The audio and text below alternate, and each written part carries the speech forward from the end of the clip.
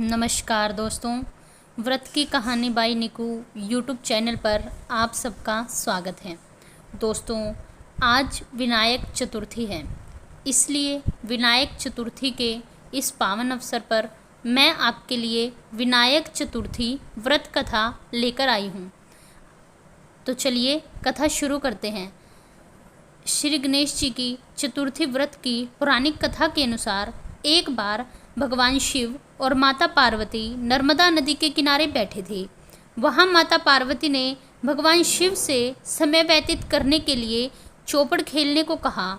शिव और पार्वती दोनों चौपड़ खेलने लगे, परंतु इस खेल में हार और जीत का फैसला कौन करेगा, यह प्रश्न उनके समक्ष उठा।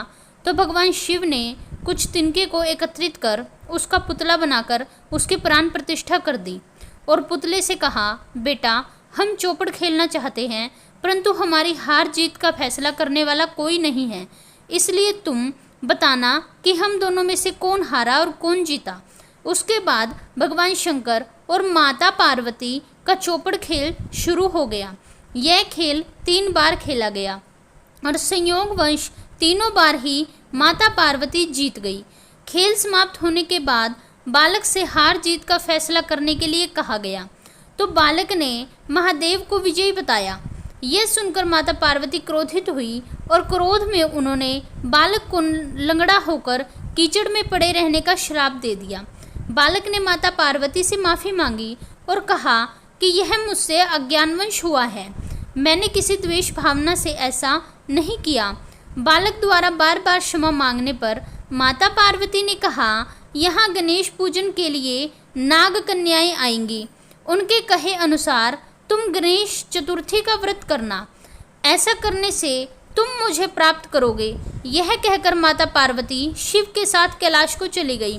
1 वर्ष बाद उस स्थान पर नाग कन्याएं आई।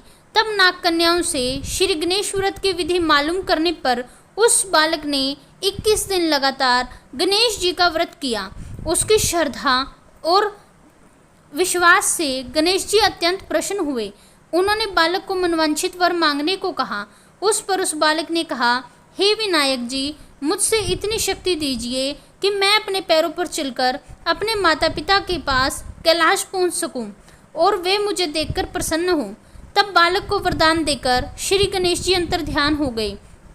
इसके बाद वह बालक कैलाश पर्वत पर पहुंच गया और कैलाश पर्वत पर पहुंचने पर उसने अपनी कथा भगवान शिव और माता पार्वती को सुनाई।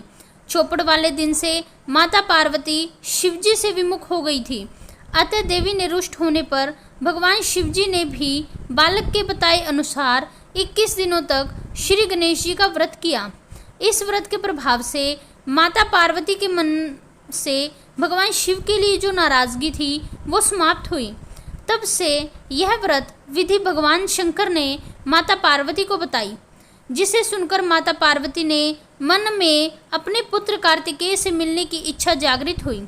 तब माता पार्वती ने इस इच्छा की पूर्ति के लिए 21 दिनों तक गणेश जी का व्रत किया तथा दुर्वा, फूल और लड्डुओं से गणेश जी का पूजन अर्चन किया। व्रत के 21वें दिन कार्तिकेय भगवान स्वयं माता पार्वती से मिलने आ गए। उस दिन से श्री गणेश जी चतुर्थी व्रत की यह कथा समस्त मनोकामनाओं को पूर्ण करने वाली मानी जाने लगी और इस व्रत को सभी मनोकामना को पूर्ति करने वाला माना जाने लगा।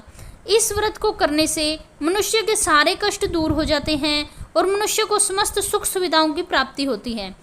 इस व्रत को करने से संतान सुख में बढ़ोतरी होती है और भगवान गणेश जी की कृपा प्राप्त होती है। धन्यवाद।